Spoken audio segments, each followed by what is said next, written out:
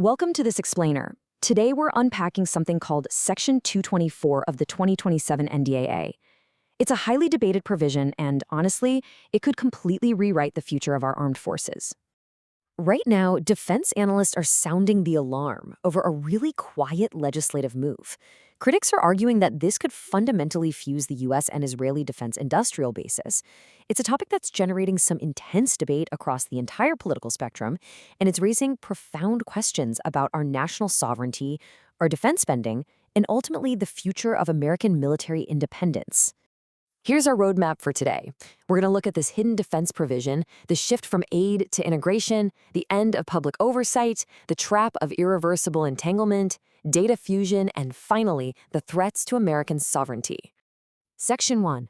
A hidden defense provision, Section 224 of the 2027 NDAA. So because the massive National Defense Authorization Act is must-pass funding legislation, it frequently bypasses those standard standalone vetoes. This makes it the perfect vehicle for really consequential, yet totally under-the-radar structural changes. To put the sheer scale of this initiative into perspective, reporting actually suggests this single provision could intertwine our militaries more drastically than the over $200 billion in inflation-adjusted traditional military assistance provided to Israel since 1948. Let that sink in. We aren't just talking about writing a check anymore, we are talking about deep structural integration. This legislation creates an entirely unprecedented bureaucratic pipeline. It literally directs the Secretary of Defense to appoint a dedicated executive agent right inside the Pentagon, and their primary job? To actively seek out Israeli-origin defense technologies and transition them directly into the American military supply chain and procurement programs. Analysts are noting that this is highly unusual. We're talking about a mandate to integrate a specific foreign nation's technology into core American systems. Section 2. Aid versus integration, shifting the paradigm. Currently, the relationship is built on visible aid, like the roughly $3.9 billion the U.S. provides annually. Now, that aid requires public congressional votes, and the packages do eventually expire. But critics are warning that this new provision takes that visible debate and replaces it with the opaque permanence of defense acquisition and deeply embedded bureaucratic infrastructure. As analysts point out, the structure of this agreement is just unprecedented. Look at traditional partners like NATO or AUKUS. The U.S. is typically the primary developer and exporter of the technology, which means Washington retains the ultimate leverage. But under Section 224, the U.S. is specifically directed to import and integrate.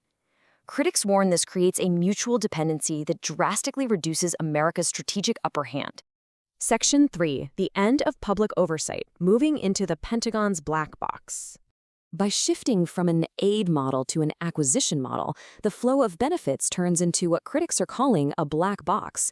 Because defense acquisition channels are notoriously complex and largely unaudited compared to public foreign aid packages, your tax dollars are effectively insulated from any shifting public opinion or future political scrutiny. It's all happening behind closed doors. And as public skepticism of foreign military aid grows across both sides of the political aisle, this structure essentially serves as a backdoor. It locks in structural support without the messy inconvenience of public debate. Plus, by embedding foreign companies directly into the American manufacturing base, it creates these deep domestic economic dependencies. Think about it. It makes it incredibly difficult for any future politician to vote against it without risking defense jobs right in their very own state. Section 4. The irreversible entanglements trap, institutional permanence. Anel Shaline, a former State Department official currently at the Quincy Institute, makes a really crucial point here. An aid package eventually expires, right? It has to be renewed. But once you build combined program offices and integrate networks, you can't easily vote to end that. Institutional integration tends to be permanent. It literally becomes embedded into the very hardware and software of the military machine. Section 5. Data fusion and espionage. Sharing the ultimate secrets. The actual legislative text specifically calls for cooperative efforts involving network integration and data fusion. Now, this isn't just about sharing a radar system. Critics argue this means merging highly sensitive data streams to the point where they are virtually indistinguishable. It essentially guarantees that America's data logistics and network vulnerabilities become shared vulnerabilities. It's a massive merging of data. We aren't just talking about sharing basic logistics here. This targets artificial intelligence, quantum technology, cyber defense, and even biotechnology. This represents literally every single strategic technology expected to define warfare over the next 30 years. By opening up America's most critical, future-defining warfare technologies to a foreign power, analysts are warning of severe counterintelligence and tech transfer risks. They're actually citing past historical espionage cases as a major reason to maintain strict firewalls. Section 6. Threats to American sovereignty. Reversing the power dynamic. Of course, there are two distinct sides to this debate. Supporters of Section 224 argue that this is a vital, necessary upgrade. They state that gaining access to battle-tested drone and AI technology directly strengthens U.S. forces and American defense systems. However, critics are fiercely pushing back on this. They assert that it hands over unprecedented leverage and effectively surrenders a degree of sovereign control over the American military-industrial complex right to a foreign nation. The overarching danger detailed by defense analysts and commentators is that deep technological reliance strips the U.S. of its strategic independence. If American military supply chains and data networks are inextricably linked to a foreign partner, it becomes dangerously easy for the United States to be pulled into regional conflicts. This means American resources and potentially American lives could be tied to foreign military operations, even if the public strongly opposes that involvement.